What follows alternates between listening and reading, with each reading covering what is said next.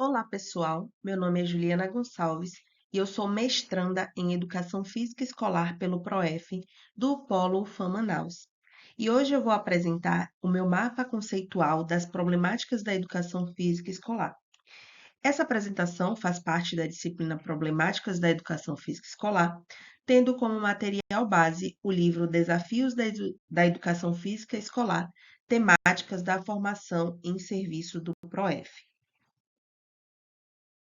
O objetivo é explicar cada eixo do mapa conceitual, aprofundar os pontos secundários e mostrar como tudo se conecta no cotidiano da escola.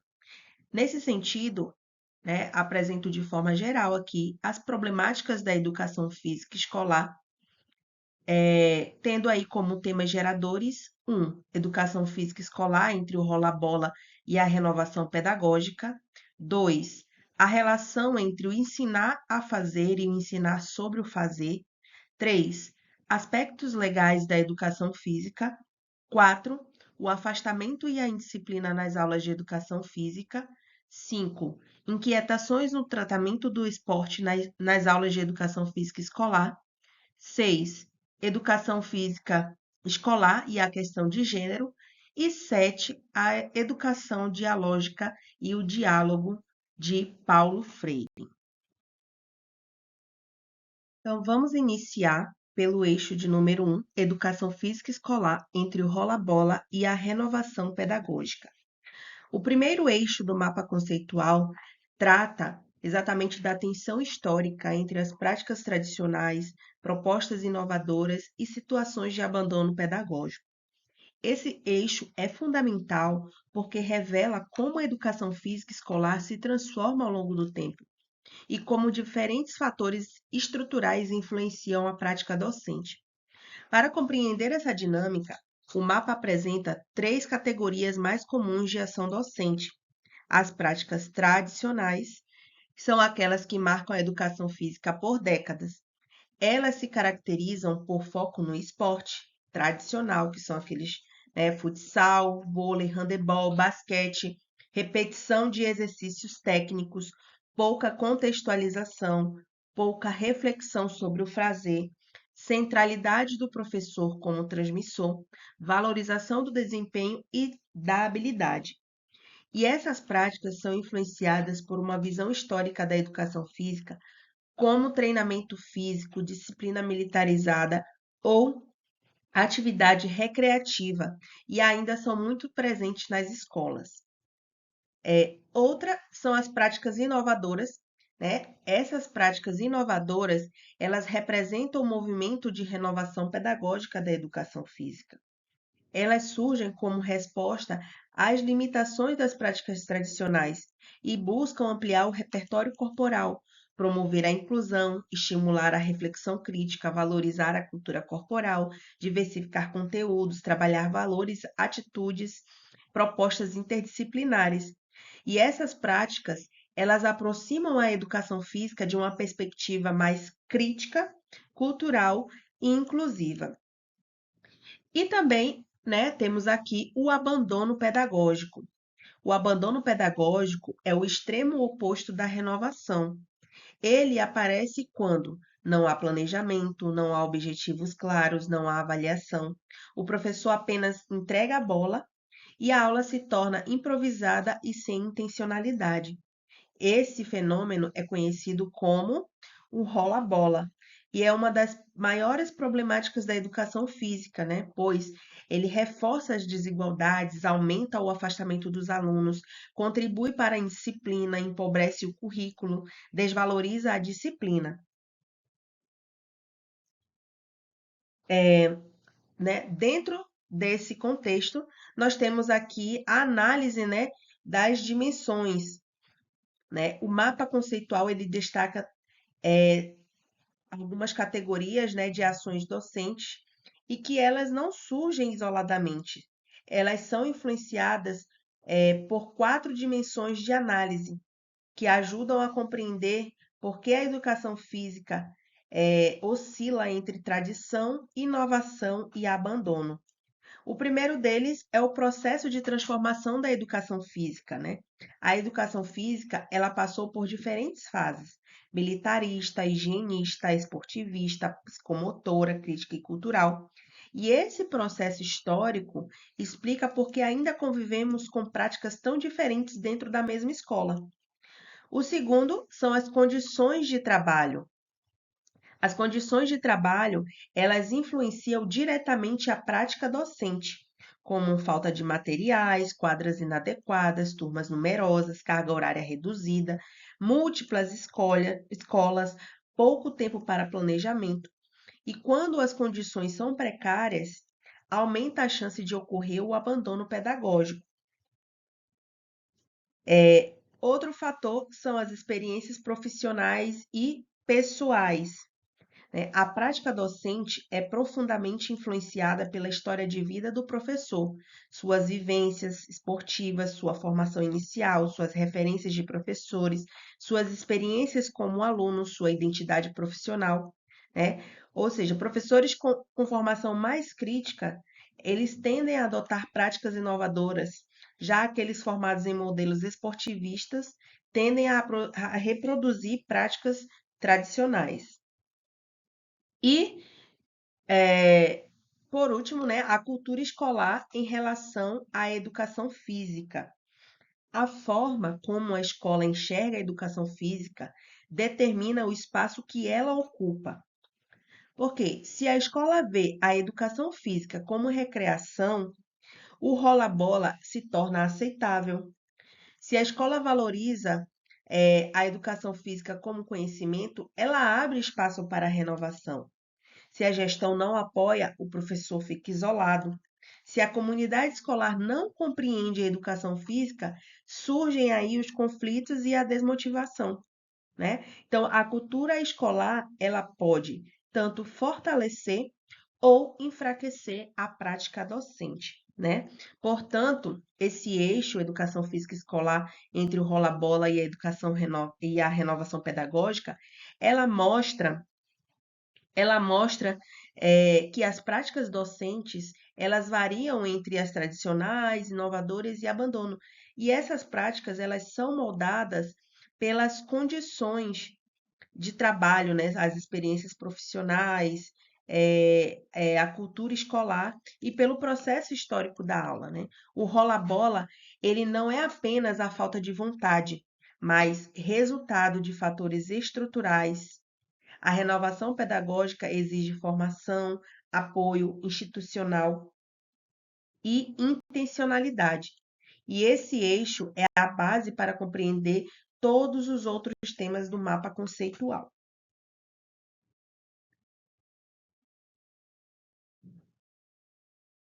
Agora vamos para o eixo número 2, relação entre ensinar a fazer e a ensinar sobre o fazer.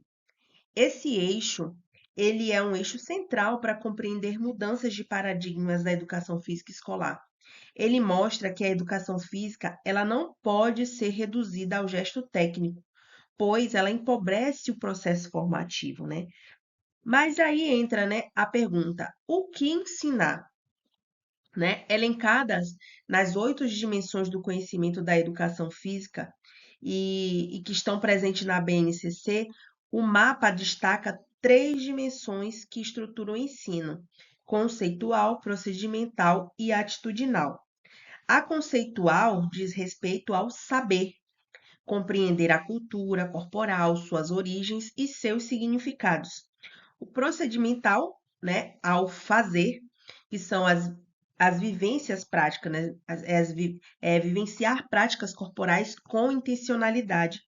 E atitudinal, a ser, né, desenvolver valores, respeito, cooperação e vivência. Essas dimensões, elas rompem com a visão tecnicista, né? Nesse sentido, o professor, ele surge como um mediador crítico, né? O docente deixa de ser um treinador e passa a ser mediador de sentidos, né? Problematizador da prática, facilitador da reflexão, organizador de experiências significativas. E esse eixo mostra que a educação física ensinar a educação física é muito mais do que ensinar movimentos, é formar sujeitos críticos. Agora vamos para o eixo de número 3, são os aspectos legais da educação física. Esse eixo, ela apresenta a trajetória histórica e jurídica da educação física no Brasil, revelando como a legislação moldou a identidade da disciplina. O mapa conceitual, ele destaca três grandes blocos aqui, né? A linha do tempo, né, da obrigatoriedade da educação física, né? Nesse sentido, a educação física ela passou por diferentes fases, né? Lá em 1961, ela era obrigatória, né? Obrigatória nos cursos primários e médios aos alunos com 18 anos, né? Então, ela tinha a obrigatoriedade, mas possuía muitas exceções. Em 1971, o reforço da obrigatoriedade, né, ainda com caráter militarizado, no caso aqui, obrigatória a todos os níveis de ensino, mas facultativa ao aluno que trabalhasse 6 horas por dia e estudasse à noite, tivesse mais de 30 anos de idade, prestasse serviço militar, fosse fisicamente incapacitado, né? E aí, logo mais, em 1977, houve a inclusão aí dos alunos de pós-graduação, onde tinha essa facultatividade, e também a mulheres com prole. Já em 1996, a LDB, que é a Lei de Diretrizes e Bases, ela reconhece a educação física como componente curricular, tá? Ela reconhece aí como componente curricular. E logo mais, a Lei 10.793 de 2003, ela consolida essa obrigatoriedade, né, na educação infantil, no ensino fundamental e no ensino médio. Essa trajetória toda, né, ela revela instabilidades e disputas sobre o papel da educação física, né? No caso da cultura das dispensas. As exceções legais, né, essas exceções legais aqui, elas criaram uma cultura de desvalorização, né? Alguns alunos trabalhadores maiores de 30 anos, filhos de militares, estudantes de pós-graduação, isso reforçou a ideia de que a educação física é menos importante, né? A educação física como componente curricular. Mesmo após a lei, muitas escolas ainda tratam a educação física como recreação, como descanso, como tempo livre, espaço para gastar energia. Ou seja, a legislação ela avançou, mas a cultura escolar ela nem sempre acompanhou. Agora nós vamos para o eixo 4, o afastamento e a indisciplina nas aulas de educação física. Esse eixo é um dos mais sensíveis, pois ele trata diretamente da relação dos alunos, né, com a disciplina. E aí o mapa conceitual traz a diferença aí de indisciplina e afastamento. A indisciplina é como não respeitar as regras do jogo, conversas durante as explicações, descuido com os materiais da escola, interromper a fala do professor, entre outros, né? O desinteresse, a agressividade, a desobediência, a falta de respeito. E essa indisciplina é muitas vezes o sintoma e não a causa, né? Diferente, né, do afastamento. O afastamento tem aqui a questão dos aspectos legais, como nós vimos no tópico anterior, a questão da facultatividade, aulas no contraturno, né? Também são causas de afastamento, repetição de conteúdos, insucesso e exclusão por parte dos alunos, desinteresse, questão de gênero, nível de habilidade, classes numerosas, entre outros, né?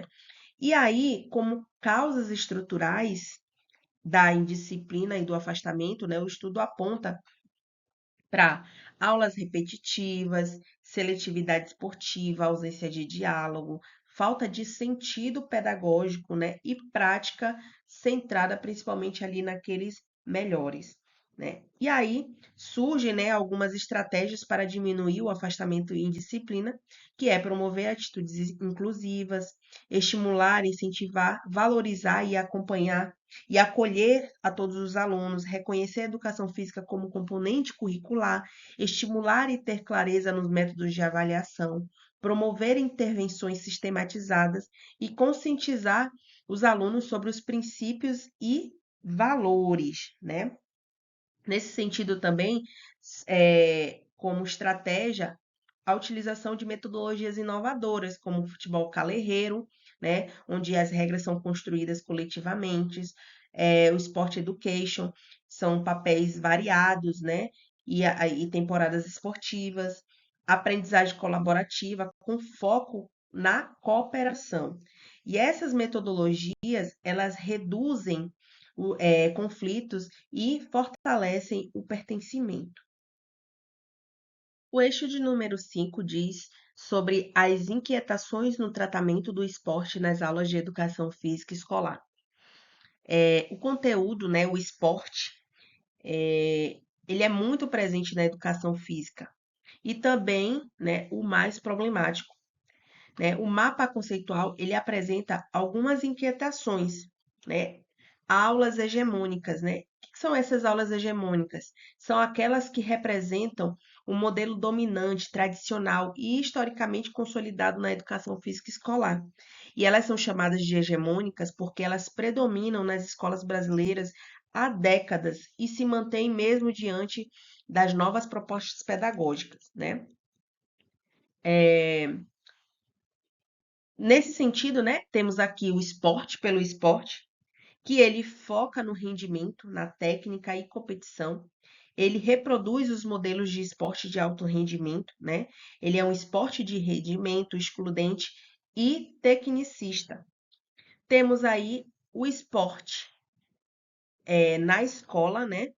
É, esse esporte na escola é a repetição das mesmas modalidades, né, que nós conhecemos, futsal, vôlei, handebol, basquete. Ele empobrece o currículo, né? Ele é um esporte um pouco mais adaptado ao contexto escolar, mas ainda mantém a lógica tradicional. E aí temos o esporte da escola, né? O esporte da escola, ele é um esporte adaptado ao contexto escolar e ele não apresenta um problema estrutural, né? Por quê? Porque ele traz propostas inovadoras, ele potencializa inclusão, crítica, formação integral, né? O uso de metodologias ativas, cooperativas, inclusivas, né? Nesse sentido, esse eixo, ele mostra que o esporte, ele pode incluir ou excluir, dependendo, né, da abordagem. O eixo de número 6, a educação física escolar e a questão de gênero. Esse eixo, ele revela como a educação física, ela reproduz desigualdades de gênero, né? O mapa, ele destaca aqui, né, algumas questões, né? Identidade de gênero, a condição social a qual nos identificamos, né? Como a pessoa se reconhece, a questão, né, do sexo, termo utilizado para identificar características anatômicas, que são as características biológicas, né? A sexualidade, as crenças, comportamentos, relações, identidades culturais, né? A forma de viver, os desejos e afetos. A questão da orientação sexual, né? A diversidade de possibilidade de viver a sexualidade, né? A questão de por quem a pessoa se atrai. E aí, alguns problemas são recorrentes da educação física, como, por exemplo, os estereótipos, né? Onde os meninos são mais fortes e as meninas são mais frágeis. A segregação por sexo, né? A invisibilidade das meninas, as desigualdades de participação, o bullying corporal. E aí entra a questão das práticas inclusivas, né? O professor ele precisa acolher todos os corpos, adaptar atividades, promover grupos mistos, combater esses estereótipos e valorizar toda essa diversidade, né? E aí, o que defender então nas aulas de educação física? Acima de tudo, o respeito. E por último, o eixo 7, a educação dialógica e o diálogo de Paulo Freire, né? Esse eixo, ele é transversal, porque ele conecta todos os outros, né? Esse mapa conceitual, ele destaca três pilares da educação dialógica de Paulo Freire, né?